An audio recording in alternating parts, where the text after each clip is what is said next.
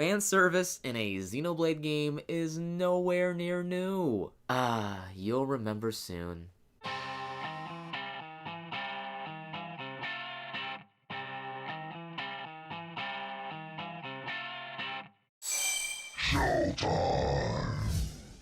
It's way too hot to wear a hoodie right now. I'm sorry. I got this cute shirt on. Is that good enough? Just bear with me, please. About 3 months ago, I released a retrospective on perhaps my favorite video game series of all time, Xenoblade. To the uninitiated, I gave a spoiler-free review of each game, as well as some insights on fan reaction. I highly advise you watch that first, since this video is pretty much an update to it. For those who did watch the retrospective, you may not have expected me to be so harsh on two topics. The first being the fanbase. Whenever I or anybody talks about a particular group's behavior, odds are it does not apply to each and every individual. I know this. I talked about stereotypes later in that video. It's like saying all Sonic fans are furries. Obviously, they're not literally all furries. There's just a noticeable correlation. The problem isn't that there's a majority, the problem is that there's too many. Whether you like it or not, the vocal minority represents your community and will influence those out of the loop. That's why I feel the need to call them out and make sure everyone knows they're not worth listening to. As if those fans didn't already hate me, I chose to be more critical of Xenoblade 1 compared to the others, because I wanted the remaster to be more than a prettier version. I didn't dive too deep, as the retrospective was intended for beginners, and it was already long enough anyway. With the arrival of the definitive edition, you might be wondering if I've changed my mind on my criticisms. If anything, I'm more confident than ever. Today I'll be discussing my updated thoughts on Xenoblade 1 and how the series has clearly improved on certain aspects. It might seem like I'm being a downer, but I promise I will end on a positive note. So to all the fans I originally upset, you're gonna be upset again. Let's begin with a few simple questions. Why do I have to watch a 10-second cutscene of each vision? Why does the action pause when the vision changes? Why can a vision occur when Shulk is dead and I've already lost? And while we're at it, why does the music have to change so often? Here's an example that, while shouldn't be common, perfectly demonstrates how disruptive battles can be. It's coming to me.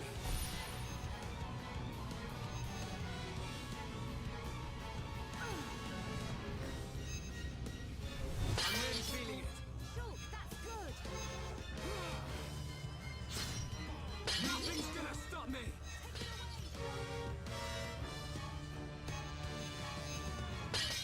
Again, all of these interruptions are just to tell me, hey, you should probably do something about that. The presentation is supposed to build suspense, and at times it really works, but as a whole, X and 2 have signature mechanics that have a much more natural flow. Plus, they feel rewarding to get skilled at, whereas a bright side of getting better at this game is seeing less visions. Visions are generally adored for contextualizing the battle system with the story, and in that case, they did a nice job because the ladder's pacing is also slower than I remembered.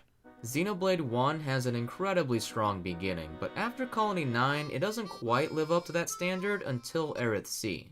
You already know how disinterested I was in Colony 6. I mean, it sucks that opening had to be almost immediately followed by the worst arc in the game. I'll admit, I originally described Ryan and Charlotte's dynamic in a very sardonic fashion. To clarify, it always felt forced to me, like the lazy trope of, these characters are clearly less important than the others, what can we do with them? They're a boy and a girl. I have an idea. Even afterwards, hey, you made it all the way through Satorl Marsh and finally want to move on to the next arc? Too bad. Go backtrack for a few items, will ya? Need to reach Prison Tower in the midst of an intense conflict? Well, how about pressing these two switches first, completely ridding the situation of any suspense? Switches and levers happen to be common in this adventure, unfortunately. While it makes sense for certain areas, the approach is along the lines of busy work, so I'm glad X and 2 have less of it. I understand these instances try to encourage exploration, but the world itself is so gorgeously designed that such arbitrary obstacles are unnecessary. However, playing Xenoblade 1 today makes me realize how much I miss the exploration in its successors. When it comes to the premise and lore, sure, this is hard to beat, but there were several moments where I genuinely thought to myself, wow, I've been walking for a while.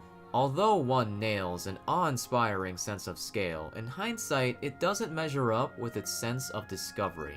You see, there are two tangible rewards on the field, collectibles and ether deposits. The issue with both of them is they are limitless and practically interchangeable, so they aren't adequately motivating. What is motivating is finding all of the landmarks, but the time and distance between them doesn't fly by.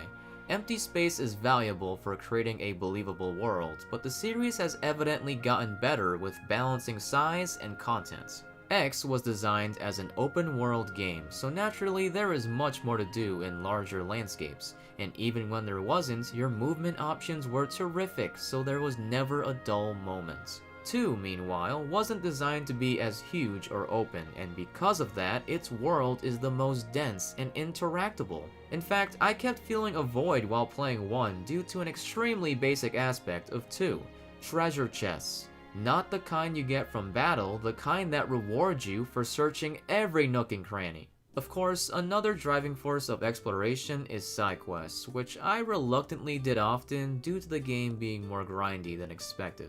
Thankfully, it's been made much easier to track down what is needed, and if you hate grinding like I do, just briefly switch to casual mode to speed things up. That being said, my biggest hope for this remaster was the addition of side quests with full cutscenes that star the party members. I'm guessing this required too much work though, because Xenoblade 1 remains the sole entry that does not feature these superior quests. At the very least, I was hoping there'd be voice acting in the heart-to-hearts, but that's missing as well. These omissions only fueled my preference of characters. Look, you can prefer one's party and no one will bat an eye, but I don't recommend arguing against 2 having better chemistry despite having a larger cast. Whether or not my criticisms were validated, it's not surprising that the experience hasn't changed much. After all, that effort was already being spent on something new altogether. Future Connected is an all-new epilogue that takes place on the Bionis' shoulder, an area that was never realized in the original release. Like many other fans, I was excited based on the concept alone. I'm starving for any new Xenoblade content. Now, did Future Connected satisfy that craving? Yes and no. Though the shoulder doesn't thematically have much variety, it's fun to explore if only for the novelty, and the gameplay still being fundamentally good. There are some notable changes such as the lack of visions, because wouldn't you know it, it's possible to choreograph an enemy's attack without cutscenes or slow-mo. One difference I'm mixed on is chain attacks being replaced by the boys! Heropon can heal the party, inflict status effects, or do powerful damage, and while I find this charming, they're not as thrilling as chain attacks. Though I prefer how 2's iteration removes all the luck involved, I can't deny how much of an adrenaline rush it is to clutch a battle with the miraculous chain attack. It may be hilarious seeing the Heropon flood the field, but what's funnier is that it's a blatant invitation to frame dropping. The Heropon can be strengthened by recruiting more Heropon via side quests. While most quests are run-of-the-mill, there are a few that develop party members like I wanted. They're still not voice acted, but in exchange are optional full cutscenes of the characters interacting. They may seem simple and inconsequential, but they go a long way in showing personality. It helps that the party is quite small due to the circumstances, and while trying to be as spoiler-free as possible, I need to talk about the story. Starting with the positives, I like the overall message of it. There's a particular line about peace not equaling happiness, and the way they explore that feels natural to this world and relatable to ours. I also like the new party members. They may not be crucial to the plot, but one cutscene of Kino's backstory made me care a lot more than anything relating to Colony 6. Nene is so precious. She just might be the best Heropon yet. As for NPCs, there's one I didn't expect to return, and the manner of their development is such a pleasant surprise. And that's about it.